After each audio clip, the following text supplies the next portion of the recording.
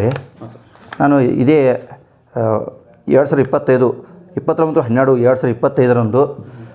ಗ್ರಾಮ ಪಂಚಾಯತಿ ಅಥಣಿ ಗ್ರಾಮೀಣ ಸಂಕೋನಟ್ಟಿಯಲ್ಲಿ ಮಾಹಿತಿ ಹಕ್ಕದಲ್ಲಿ ಒಂದು ಮಾಹಿತಿ ಕೇಳಿದ್ದೆ. ಅದರಲ್ಲಿ ಮಾಹಿತಿಯಾಗಿ ನಾನು ಇವತ್ತು 28/1/2021 ನನಗೆ ಒಂದು ಲೆಟರ್ ಬರುತ್ತೆ ಮನೆಗೆ.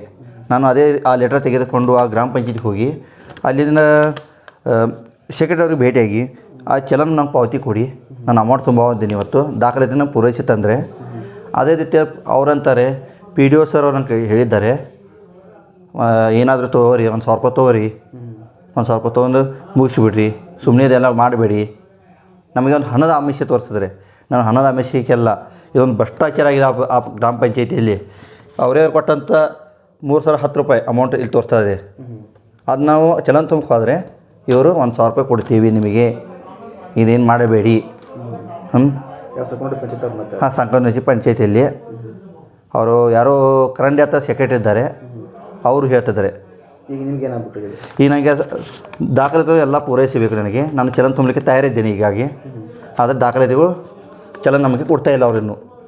ನಾನು ಇವತ್ತು ಬರೋಬ್ಬರಿ 7 ಗಂಟೆ ತನಕ ವೇಟ್ ಮಾಡಿದ್ದೇನೆ ಅಲ್ಲಿ, ಆದರೆ ನಮಗೆ ದಾಖಲಾತಿಗೂ ಕೊಡ್ತಾಯಿಲ್ಲ ಇವರು. ಇದಕ್ಕೆ ಸಂಬಂಧಪಟ್ಟ ಇಲಾಖೆಯವರು ಅವ್ರ ಮೇಲೆ ಸೂಕ್ತ ಕ್ರಮ ಕೈಗೊಳ್ಳಬೇಕು. ನನ್ನ ದಾಖಲಾತಿಯನ್ನು ನೀಡಲೇಬೇಕು, ಚಲನ ಕೊಟ್ಟು ದಾಖಲಾತಿಯನ್ನು ನೀಡಬೇಕೆಂದು ಏನೈತ್ರಿ. ನಾವು 1,000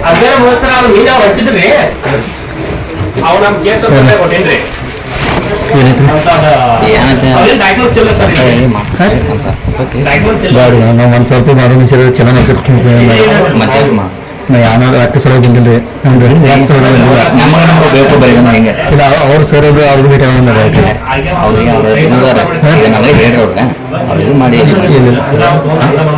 ಎಲ್ಲ ತುಂಬ ಡಾಕ್ಯುಮೆಂಟ್ ಕೊಡ್ರಿ. ಅದೇನಿಲ್ಲ ನಂಗಿಲ್ಲ